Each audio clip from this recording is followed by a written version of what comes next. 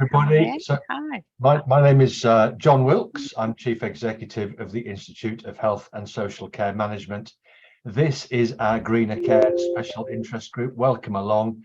And I'm going to hand over to the chair of the Greener Care Special Interest Group, Elaine Mead, who will lead today's meeting. Thank you, Elaine.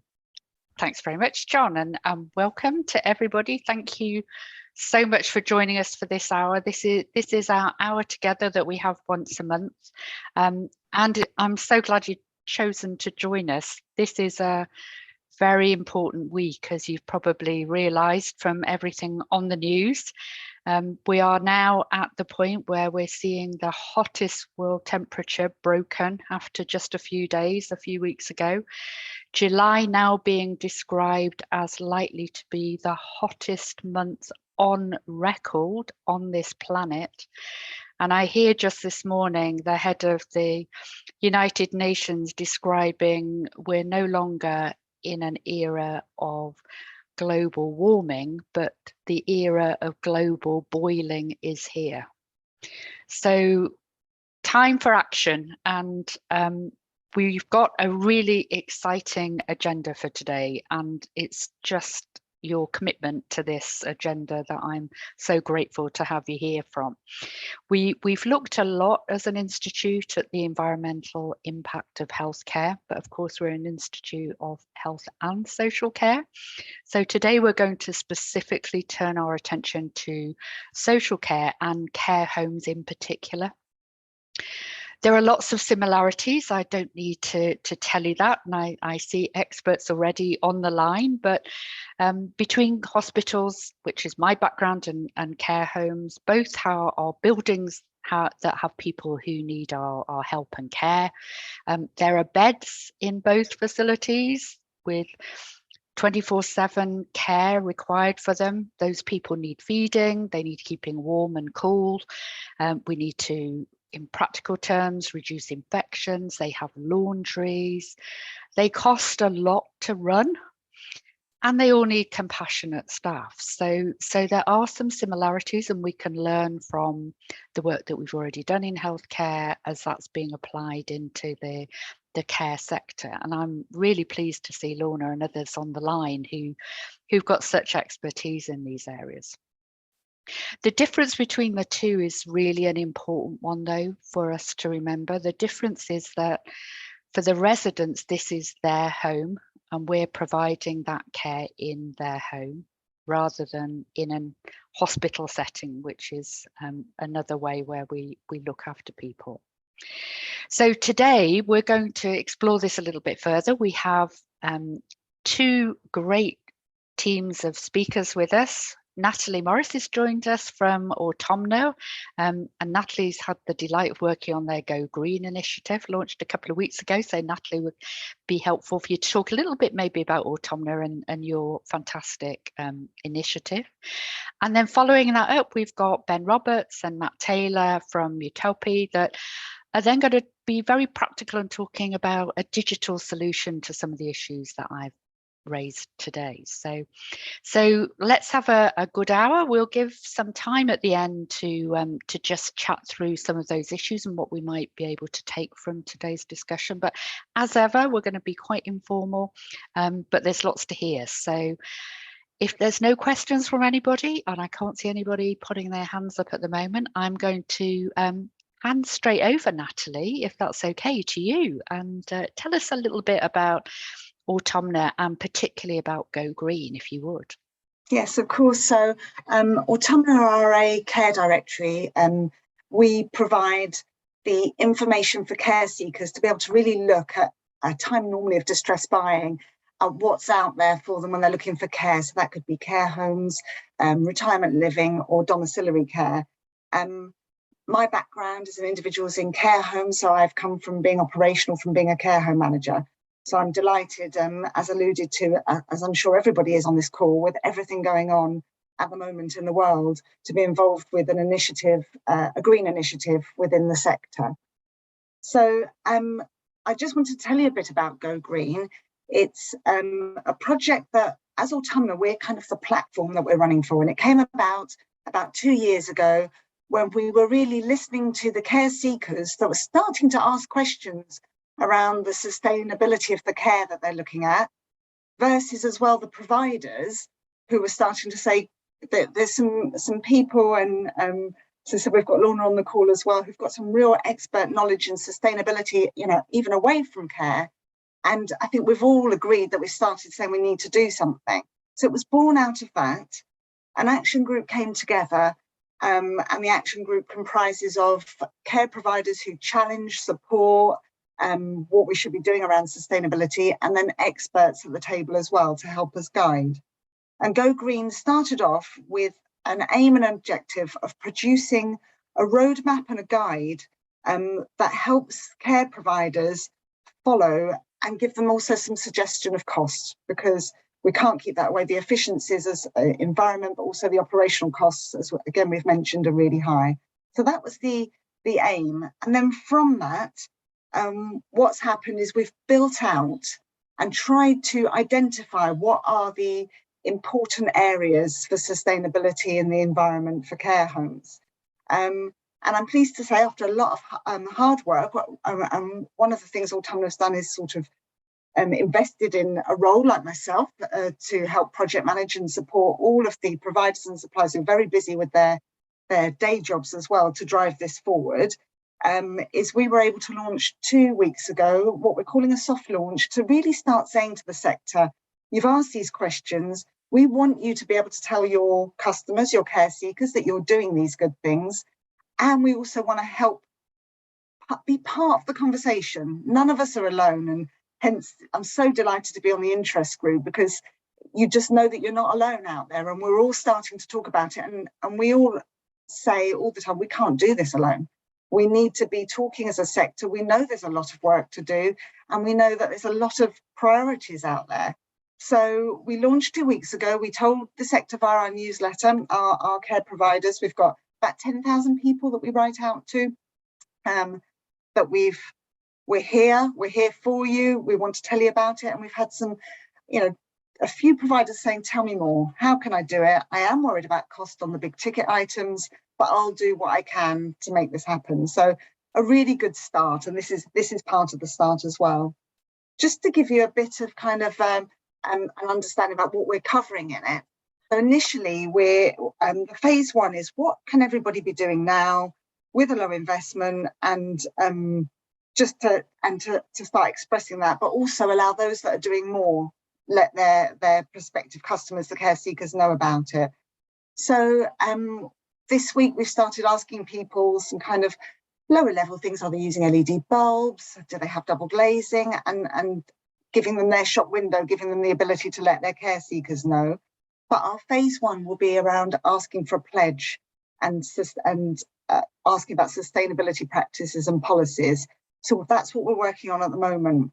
We have kind of 5 areas of the topics, which I'm sure you'll all be more than aware of. So we've got areas around the building management, procurement lines and waste management, energy, renewable energy, digital compliance, and then the home projects, the rewilding, the wildlife, partnering with local organisations.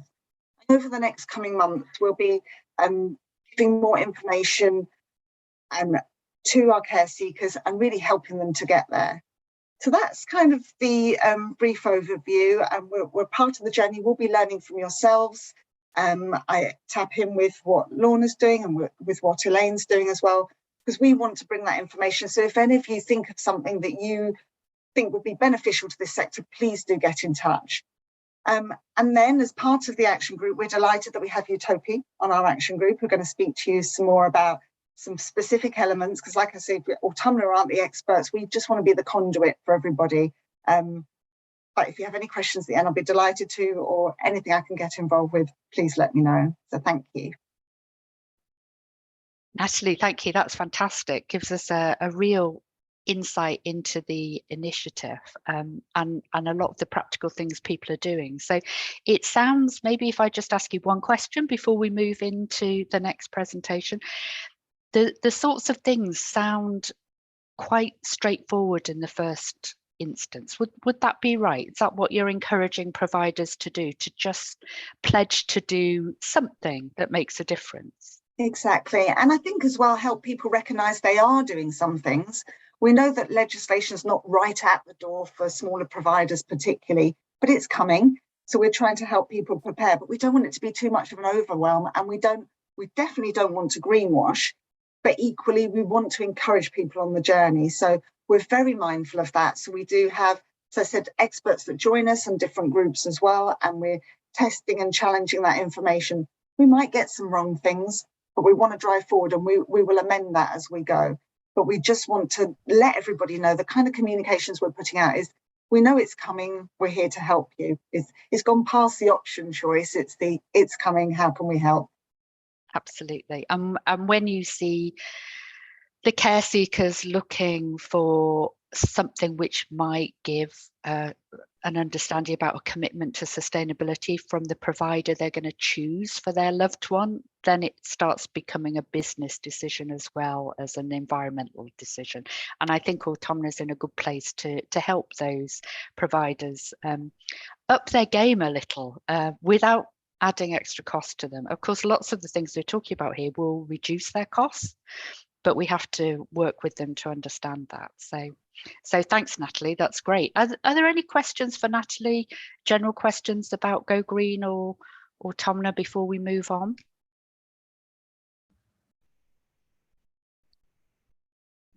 No, thank you. Well, thanks very much, Natalie. If you can stay with us, because I think we'll open it up into a wider conversation at the end, if that's all right, because you did talk about a couple of your 5 big ticket items that you're asking people to look at are around energy and digital and their buildings. And I think, Ben, you and your team there at Utopi cover quite a few of those areas. So I know this is just one of many solutions that are available, but we were interested to hear a little bit more about the solutions that maybe you could bring to care homes and other sectors. So Ben, Matt, shall I pass over to you and let's listen to what you've got to describe. Thanks. Yeah, perfect. Thank you very much. So everyone, thanks for joining us today. My name's Matt Taylor. I head up the health and social care side of things here at Utopi. I'm going to start with a bit of an introduction, a bit about the company, kind of where we've come from, our journey so far, and then I'll hand over to Ben, who is one of our co-founders, and he'll show you a couple of features of the platform. I'm going to share a few slides now, so I'll share my screen. One moment. Can you see? Does it come up okay? It's just coming up now, Matt. Just give it a second to appear. There we go. Might be a bit slow, but so we are an ESG, so environmental, social, governance, technology for more and commercial real estate sectors. Our mission has always been around kind of using data to decarbonize buildings whilst enhancing resident and staff well-being. We do that by collecting and processing relevant data from a building and present it in an intuitive and user-friendly way, so stakeholders can take actions to optimize building performance, improve well-being, operational efficiencies, satisfy regulatory requirements. So to date, we've kind of had successes in markets like build-to-rent, accommodation, living, offices, and commercial real estate, and that's led the funds and asset owners of these entities to ask us to implement our solution across their health and social care portfolios, which is why we originally came into the sector. But as we kind of spoke to more operators, it became very obvious that our solution had additional value-added benefits that were specific to this market. Today, we've collected 2 billion points, to a huge draw on to understand, model, and kind of predict trends in the market. We're a Scottish company based in Glasgow. One of our key investors is the Scottish National Investment Bank.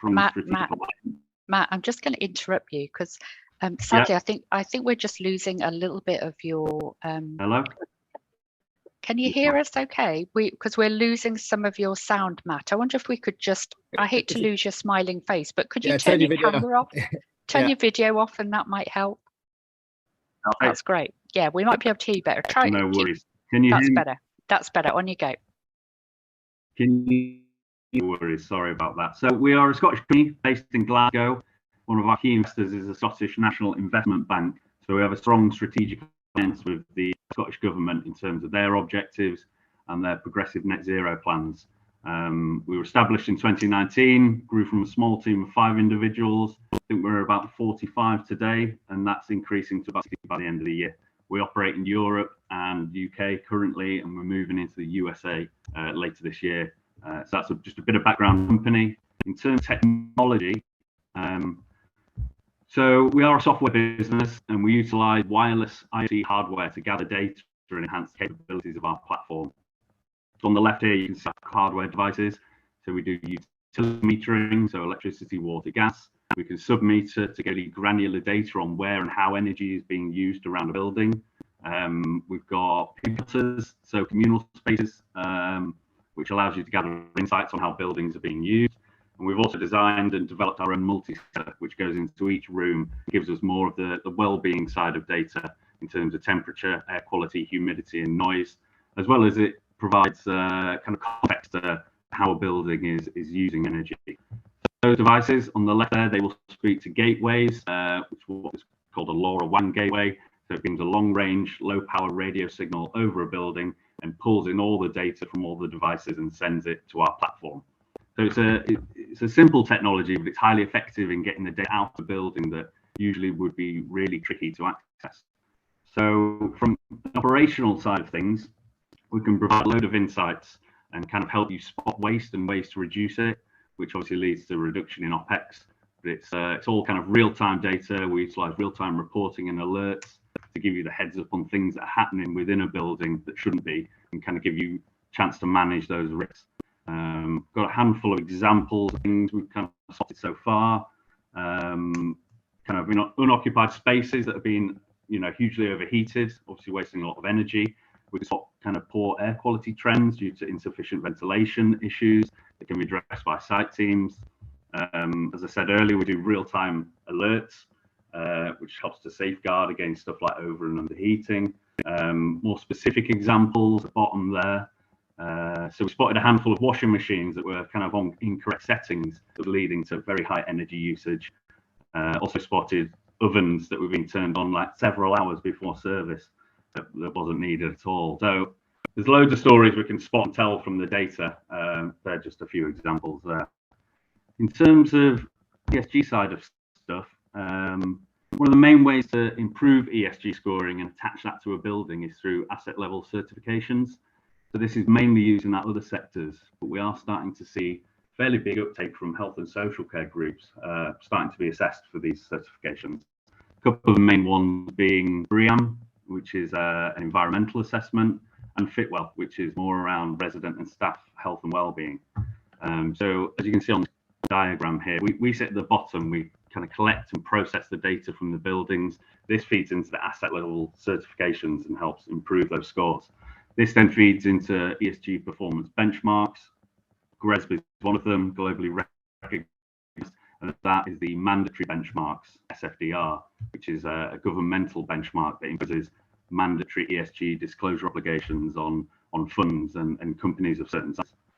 And then I've just touched on kind of a few kind of specific benefits to the health and social care stakeholders. So operators, I've mentioned, we can reduce energy wastage, sometimes up to 30%, but sometimes more.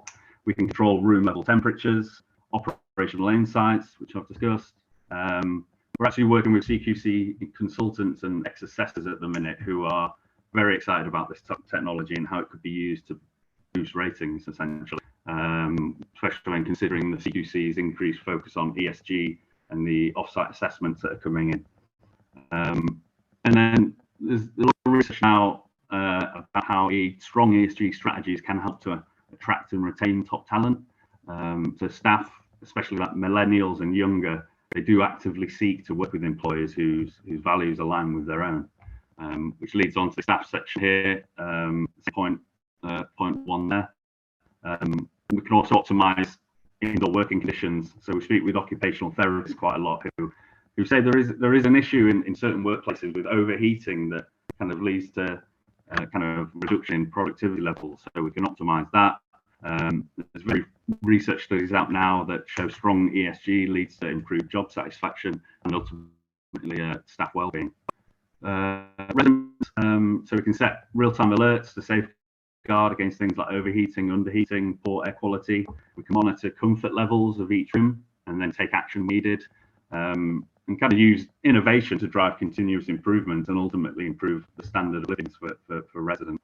And finally, for owners, we can increase access to green capital. We help drive towards net zero, improve green certification scoring, as I mentioned, reduce OPEX costs and increase asset value, and standardize ESG reporting across kind of a whole wider portfolio. So that's kind of in a nutshell. I think Ben, I'll pass to Ben now, who is going to show you features of how it looks. So over to you, Ben. I'll stop sharing. Thank you. Yeah, thank you, Matt. I'll share my screen. Hopefully the connection's a little bit better. Nice to meet you, everyone. I'm Ben, one of the co-founders of Utopi. I'm just going to share my screen now. Can everybody see that? Yep, it's just come up now. Need to try and actually, I'll minimize that if that's okay. Okay, can everyone see that? So our product is designed to be a portfolio product. So we sort of understand that a lot of care homes have multiple sites across the UK. So when we're looking at data and aggregating it from our platform, obviously it's good to understand how each asset is performing individually, and then get an overview of how the entire portfolio is looking from a sustainability point of view. So when you first log into the platform here, you can see that all of your assets would pop up on the left-hand side. This is a demo of our product, but it's actually real data that's in there. So I'll take you through it and show you some of the stuff that we're doing. Obviously, one of the main things when it comes to climate action and sustainability in general is measuring. So the first sort of, as we're talking now on the Go Green initiative, one of the first steps to take is measure your current impact, because you can't sort of look at a direction of travel or try and be more sustainable without knowing where you are now. So what our data allows you to do, quite simply from, very, very simple technology like metering, allows us to understand what the carbon emissions are and what the climate impact is of that particular asset. So we'll install very simple, very low cost wireless meters into your home, into your care home, or whatever asset it is that you have. You'll then get an idea of how many kilowatts of energy that you're using. So if you want to come and look at, in real time, we sort of update this every half an hour, how much energy you're using, you can see that there. We also allow you to see roughly what the cost is. So this doesn't take into account standing charges, but in the back end of the platform, we'll allow you to put your energy price in, and then you can sort of kind of keep a tab of how much energy and how much cost that's related to over the month. We also have here an energy per square meter calculation. So this is like a live EPC score. So we all know that, a major issue in the care sector is overheating. And, I think energy crisis, that wasn't such a problem because energy was cheaper. People opening windows to cool buildings down, boilers on full blast the whole time. It's kind of accepted that that was okay. But I think now in the modern world with more expensive energy and also sustainability to take into account, that's no longer acceptable. So what this does is we take floor plans of your building and we can tell you how many kilowatts of energy it takes to power a square meter of the building. And then you can then compare that to each asset and look at which asset you have that needs more attention. The lower this number, the more efficient the building is. So if you've got ones that are sort of 2, 3, 4 kilowatts per square meter, we know that, it's an old leaky building and it's not performing very well. So that's the sort of asset to look at first if you're going to start somewhere in your portfolio. On the right-hand side here, we've got an API with the national grid. So when you're calculating carbon emissions, what tends to happen is it's quite a rudimentary process where you'll do it backwards looking, maybe once a year. A consultant of some kind will look at all your energy bills, which a lot of them will have gaps in. We all know what energy companies are like. Bill reconciliation is difficult as it is. And then they apply the UK average carbon intensity, which is 220 grams of CO2 per kilowatt. So as you can see here, this building in Edinburgh is actually only 35 grams of CO2 at that point. And this is all done by postcode and time of day because the national grid changes its energy mix constantly. So we can really dynamically calculate carbon emissions over the month when we give you a report to tell you exactly what the carbon emissions were over that time period, which is a very accurate, very simple way of doing it. But it's all done for you automatically. You don't have to get any consultants in. So measuring your impact is super, super easy with this product. We've also got an API with the Met Office. So this is important for ESG reporting because where a building's situated, is it on a busy road? You know, what's the outdoor air quality like? You need to report on that kind of stuff for ESG purposes. But also it's really good for seasonality. So when you're looking at things like temperatures outside versus temperatures inside, what we see a lot is in the winter, when the temperatures are lower, the care homes are actually hotter than they are in the summer because the boilers are on full blast, and you know, we try to keep the place warm and everyone uses windows to cool it down. So we can actually look at the context of seasonality and weather outside to try and give you more insights and more information to try and reduce your energy inside the building. Matt mentioned earlier about asset level certifications. That's really important, especially for some of the bigger care groups, which are potentially private equity or fund owned.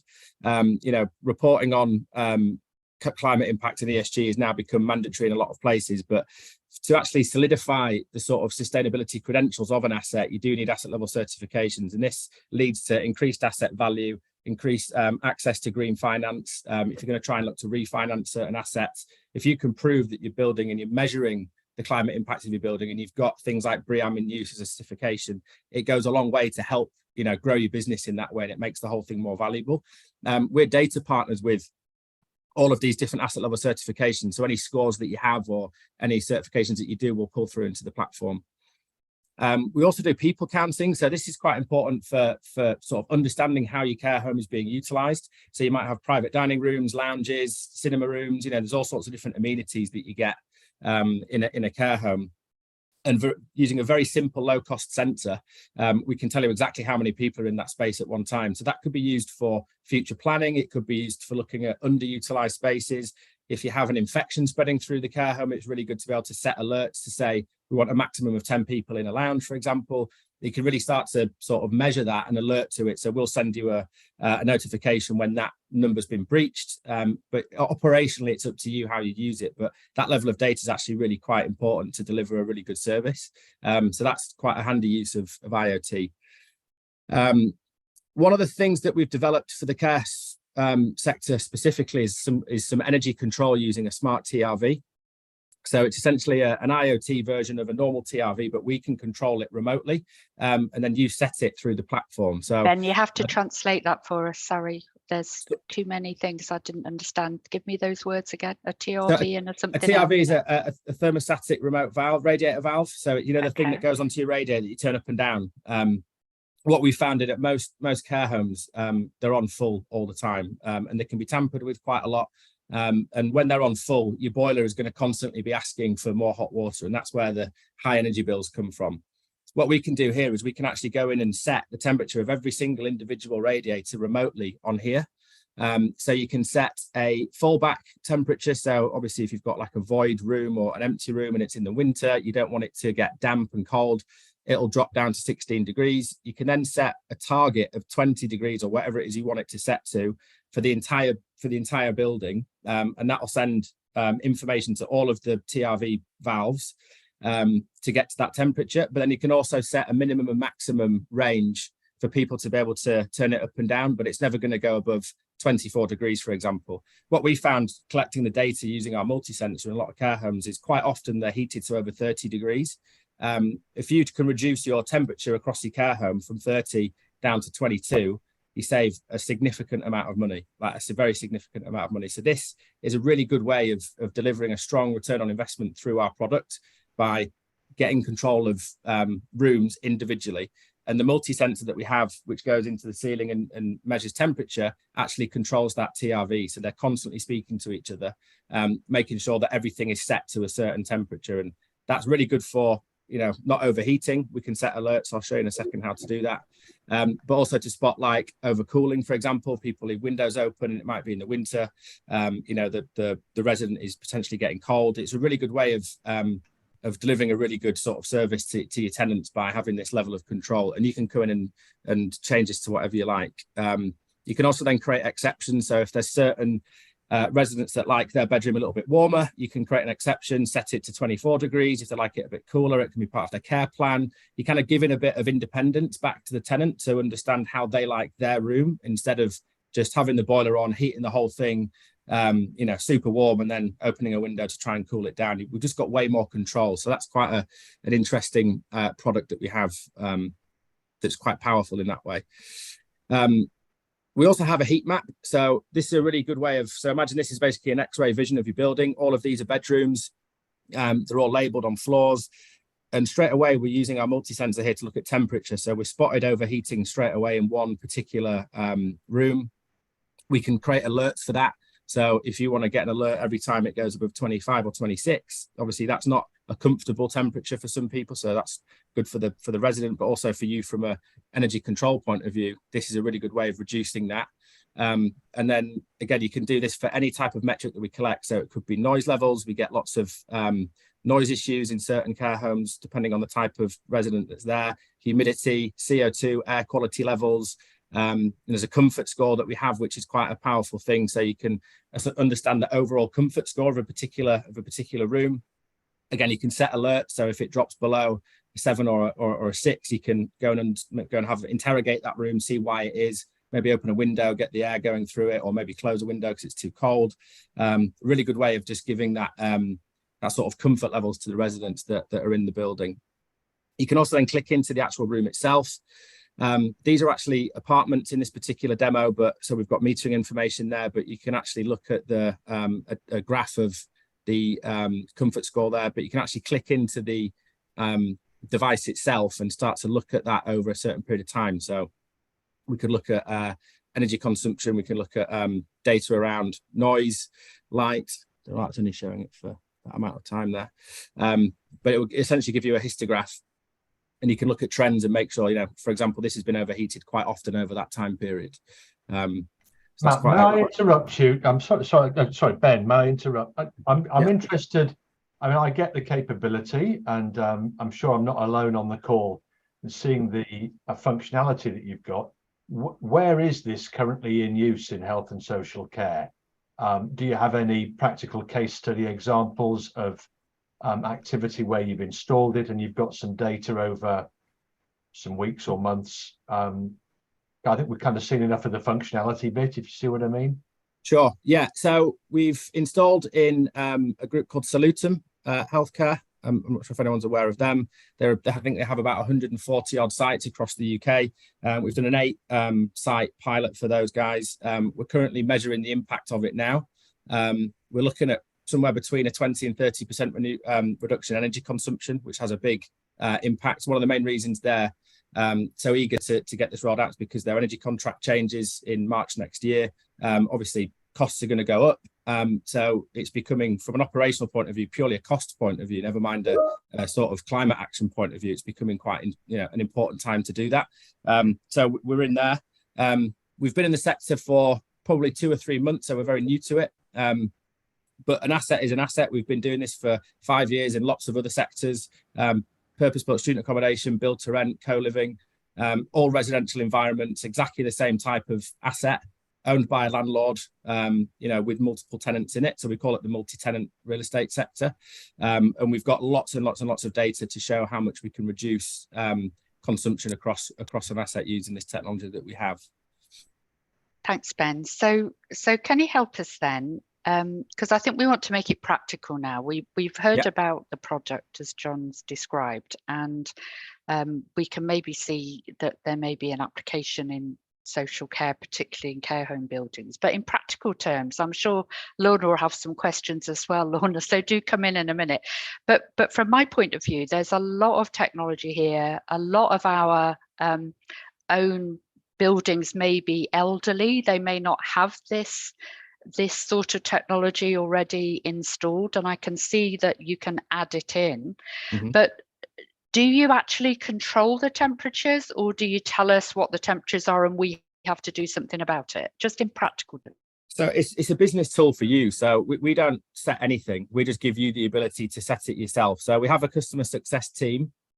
So once you actually onboard the products, we'll show you through the platform. We'll set everything up for you. So you can decide and tell us, so we want the overall temperature or the maximum temperature of our care home to be 24 degrees. We'll set that up for you so it's set up and running, but you can always go in and change it and alter it. If you have certain rooms that are overheating, we can reduce it. So it's a business tool for you to do. We don't want to be, on the hook for telling you what your care home should be. That's not our job. But it's a business tool that allows you to be flexible and adapt and actually take control of something that you currently have no control over, because you just don't have the ability to get that granular with control. But from a sort of data point of view as well, for example, a lot of our clients that we're talking to, especially in this sector, lots of manual meter readings every month to try and measure bill reconciliation. All the data is there for you, especially if you have a big scale, sort of scaled care home group, where a lot of these manual tasks are quite tricky and time consuming and manual. We automate all of that, and all the data is there, and it just makes the operation so much easier. But yeah, it's a business tool for you to control and do what you want with. Obviously, we'll tell you how the best to use it, but really it's completely up to you.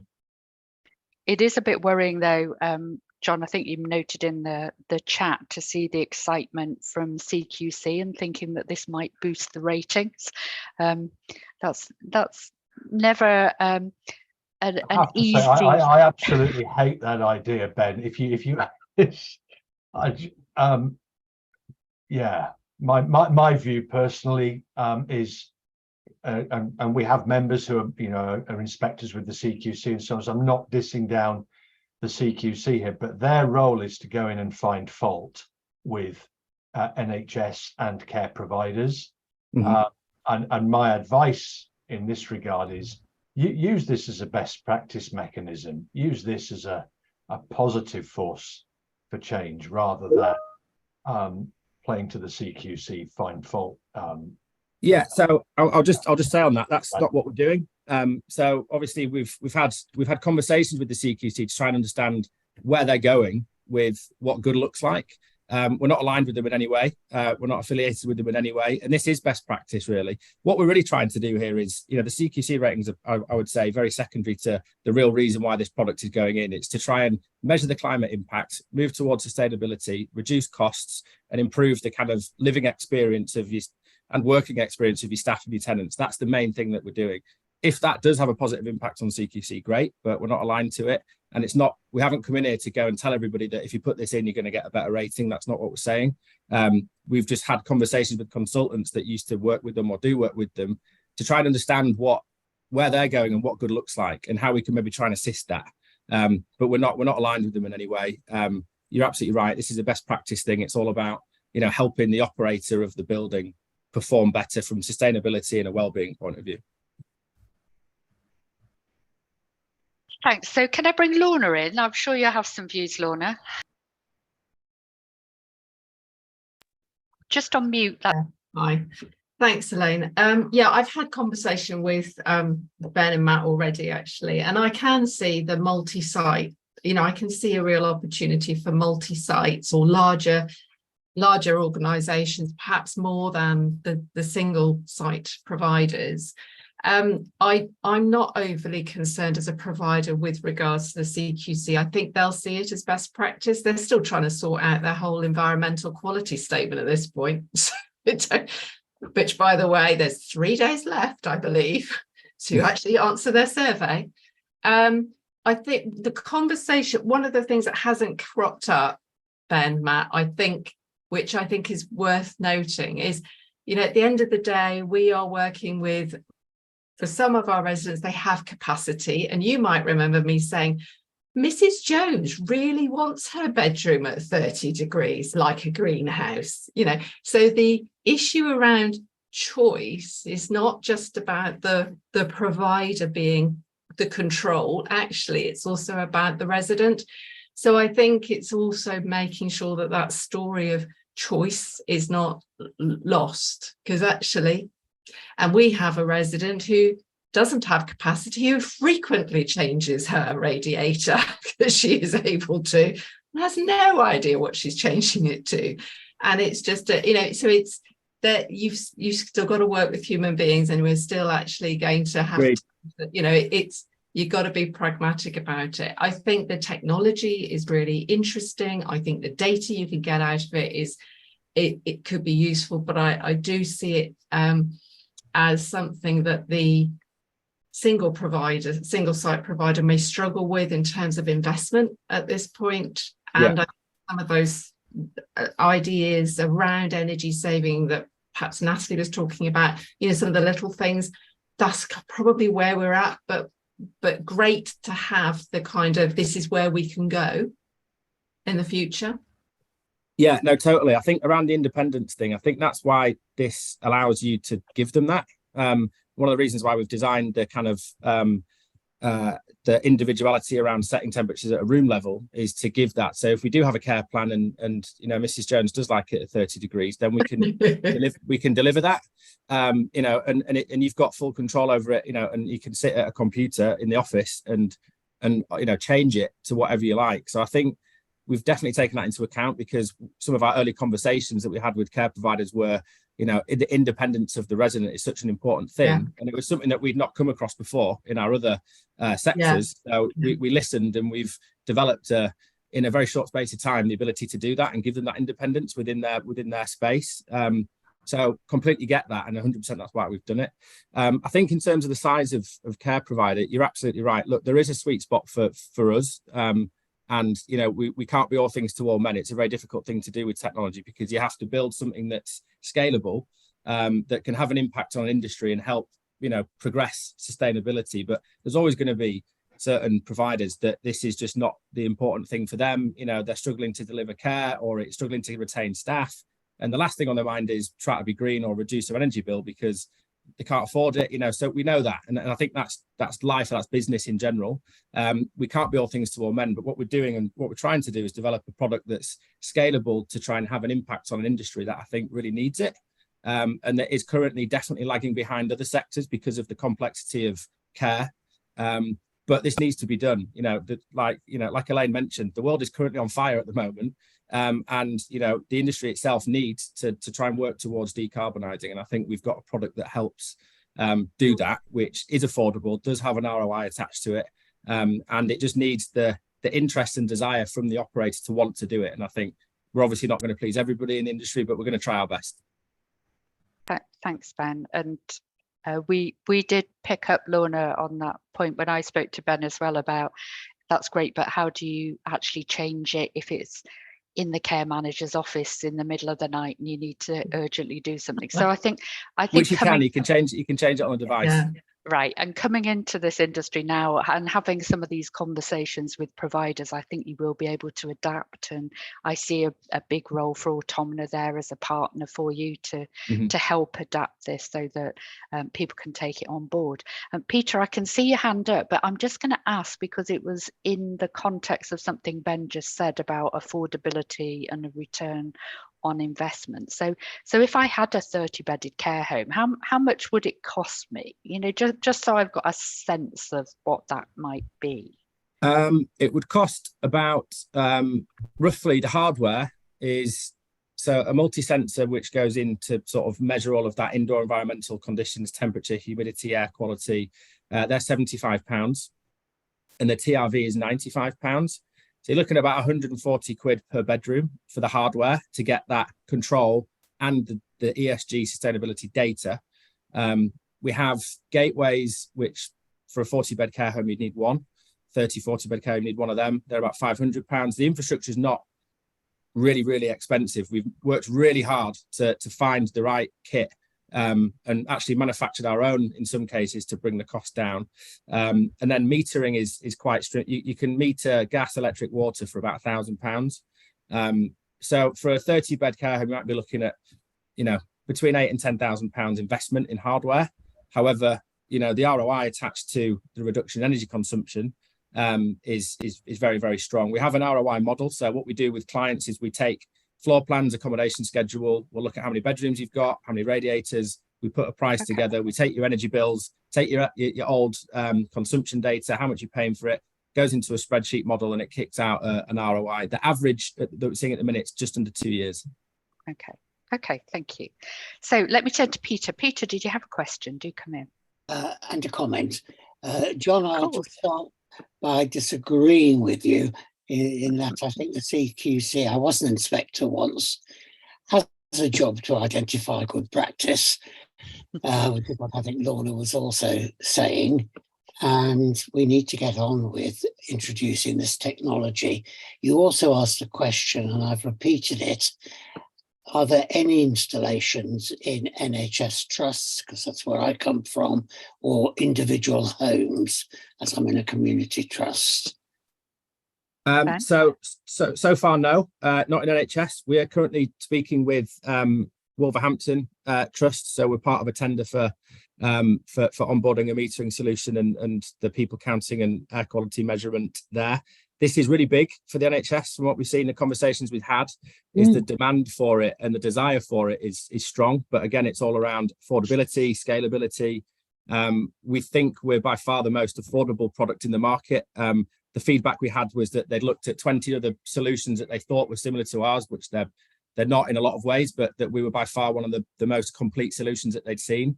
Really good feedback, but so far no actual installations in NHS, but we're working very hard to make that different. Yes, Wolverhampton are a sort of prime mover, I think, in the West. A trailblazer for sure. Yeah, they're doing really well actually with it. And we're near the next ICB in Birmingham, Solihull. So Great. what about individual homes? As in an individual care home, or like just a single dwelling? A dwelling. Yeah. So no, we multi-tenant is our kind of, it's not as scalable as you get very, very, very small. So if it was for your house, for example, we do single family housing, which is a market that we're in, which is essentially like build to rent, where an operator will purchase 200 or 300 homes off, say, Barratt's, for example, and they will operate them for rent. So we do it in that scale, but you need, lots of them. Is that what you're saying? Do you have lots of individual homes that are all in one area kind of thing, or are they dotted around? Yes, one of the family firms installs heating things, and has got lots of contracts for local authority housing sites, especially new housing. So that might. Yeah, we do. So the answer is actually yes, we do that. So we are in the social housing sector. So we're doing some projects with Clarion at the moment. I think any asset, I mean, because we've come from more actually that side than we have the care sector, any asset which is owned by an operator and one major landlord who has lots and lots of individual units with lots of tenants, this problem is much bigger, as you can imagine. So that is our sweet spot. From a gateway point of view, a network point of view, when you have lots of houses dotted around, it becomes slightly trickier to actually get the network in place to gather the data, but it's very, very achievable, and we are doing it in the single family housing sector. So it sounds like the same thing. I'll get Stephen to talk to you. Yeah. Thanks, Peter.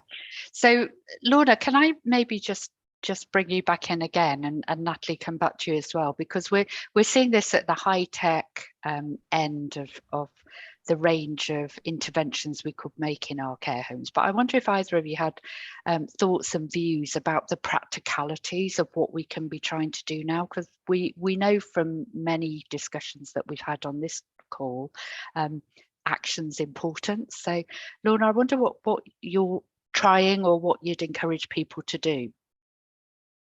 Yeah, so we as Devon Care Homes Collaborative, I've produced a greener care guide, which is basically taken, and Natalie knows this because I've also worked with Autonomous.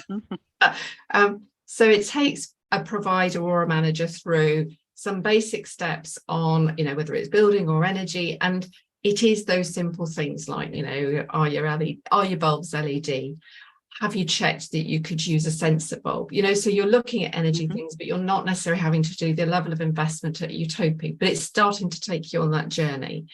And there are, those sort of 6 different strands to this greener care guide, which also then highlights the kind of things which are the bigger stuff in terms of, what a provider can do.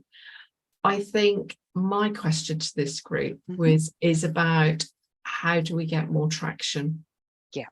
So, that's where, it's great us getting together, but what I really want to see is how do we really make that change happen? Is it about really focusing on some high profile providers like, Hallmark, I know, are involved with Go Green, or actually I can't remember the name. Is it Oakford? Care.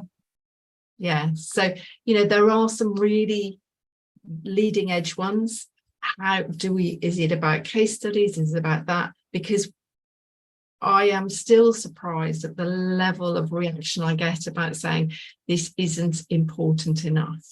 Yeah. And it was a recent WhatsApp conversation from somebody quite high profile nationally in our group who said, we need to concentrate on quality of care. And I'm kind of going, yes, and we need to do it sustainably.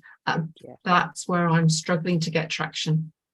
I think that's a real issue, and I think one of the ways to sort of spark interest is to add some level of commercial benefit to it. So obviously, everyone that owns a care home is running a business.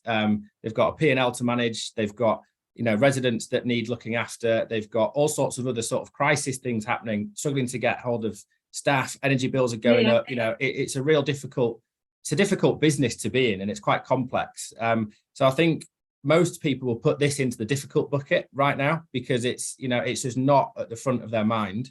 So to change behavior and change mindset, really, I think you need to look at the commercial side of things because, coming from a business owner myself, I'm out here to try and make money like everybody else is on this call. But sort of sustainability and profitability do go hand in hand. So, being more sustainable and reducing costs does allow you to improve your P&L. And I think when that becomes more apparent and you can, I'd love to sit in front of all of these operators that are saying it is too difficult and show them that it's not, because it can make commercial sense. And then you can reinvest that money back into keeping staff. And, it does go hand in hand. Sustainability doesn't mean more money. It doesn't mean less profit. It's the complete opposite. And I think it's changing that mindset and getting people to understand that this is a commercial opportunity, not just being greener. Thanks, Ben. But if I had to choose, then I think the harsh reality when you're in the care sector is that the difference between a £10,000 investment in hardware and another care worker to look after some of your clients could be today's decision. So I think I don't disagree with you that there's a commercial element to it and we have to look at that and we have to work in partnership. It's absolutely critical for us to do that. But I think the margins that these care homes are working on are very, very challenging at the moment, and yeah, every penny counts. So if we can get people to turn down the temperature and not use the washing machines on the hottest temperatures, etc., every single bit of that is going to help from a commercial point of view. Lorna's point there, and I think it's well made, it's the practicalities of how you get people to even think that that's important, because some of the people that are doing that, the people that are putting the laundry on or turning on the cookers, aren't necessarily thinking the widest impact. Lorna, is that fair, or am I being a bit harsh? No, I think it's fair, but if you stop and have a conversation with them, so we do a staff survey every year, and you ask them specifically about caring for the environment, they're actually really keen. They really do. They do care about it. And I think, Ben, you're absolutely right. The commercial message is important. Sometimes it's actually getting people to get to the conversation to have the commercial message. Yeah. That's the struggle. And I think Elaine's right. There's just this feeling of it's still, an overwhelm in the sector. It's not necessarily about COVID, but it is about staffing pressures. There's a massive one for us at the moment. So just getting them into that space to have the conversation is the biggest hurdle for me, I think. Sure. I agree. Let me bring Natalie in. Do come in, Natalie. I was going to add something on a positive spin, please, because we know it's an overwhelm. So what we're finding out, so since the messaging has been out about Go Green, I've been speaking to some people. So obviously they're the people championing, but all different roles within the care home. So not always the manager, sometimes the owner, sometimes someone's looking after the resident experience, telling us what they're doing. And some people have been obviously desperate to say about their good work. So there was a home in Colchester, and it blew me away what they were doing. And it went beyond sustainability. It normally is hand in hand. Like we said, there was first time I've heard of a cuddle bed, for example. I didn't know one exists, but he was so proud of what he did. So the good thing about something like Go Green is people can, we're championing the positivity, but also people are like, at last I've got somewhere to tell the good things that I've been going that spreads the word. And it's that mixture, isn't it, from investor owner to those on the ground. And we know that the workforce as well, we're even having it within Autumna, are saying, well, what are we doing? So we've had, I'm obviously only going to hear the good feedback at the moment, but to be able to offer that platform for someone to say what they're doing is only going to spread the word, because this care home is a CQC good related in all areas. They've been running for some time. They're running at a profit. They've just put £110,000 investment in. So I'm making assumptions there, but it sounds good. So it's really good to have that kind of practice. So that's a bit of a positive, I hope. Thank you. Thanks very much. So let me just open it up and see if there are any other questions. We've got just a few minutes left on the call today. So are there any other questions from anybody else? Ben, if you'd like any help getting Utopi at least introduced to facilities managers and estates directors within the NHS, we'd be delighted to give a helping hand with that. Just reach out and ask, because we know Royal Wolverhampton very, very well, and Walsall Healthcare. So that's a great place to start. David Loughton is an evangelist for this kind of thing, so I think you're in a good place there. Yeah, I appreciate that. Thank you. Yeah, there's a strong desire from the NHS, which is great to see. And hopefully if I may, Ben, it's not a desire; it's a necessity. Exactly. They are struggling like heck. They're looking at this carbon footprint that they have, and thinking, how on earth are we going to achieve what we've set out to achieve in respect of our targets? So. And I think, look, no option but to consider this kind of technology. The nuance there is, there's capital available. It's kind of government funded. Although it might be difficult at times to get access to that funding, but there is money there. So it just shows you there's two very different scales here. There's your single site operator, and there's in the middle you've got a 20-30 site care home operator. Then you've got an NHS trust.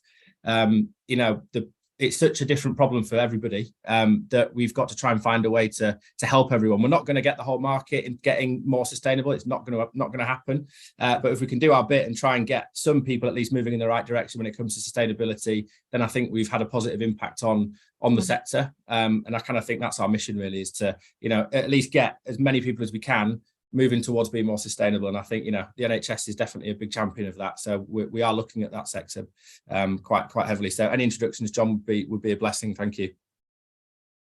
Well, thank you. And can I thank you, Ben, and Matt, and of course Natalie for presenting and sharing your work with us.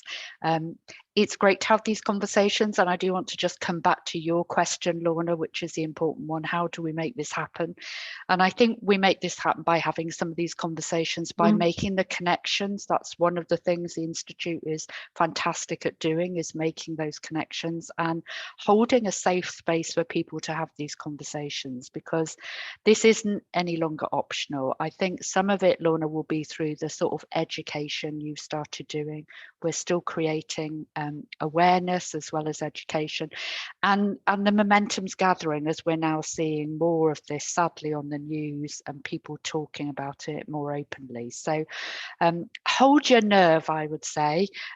Let's keep talking, let's keep working on this together. We all come at it from different perspectives. No one perspective is the right one, but together the efforts that we're putting in together will genuinely make a difference. So I'm going to end us now here today, and thank you all for joining us. It's been a great conversation, I think a lively conversation, and I think that's been really purposeful and helpful.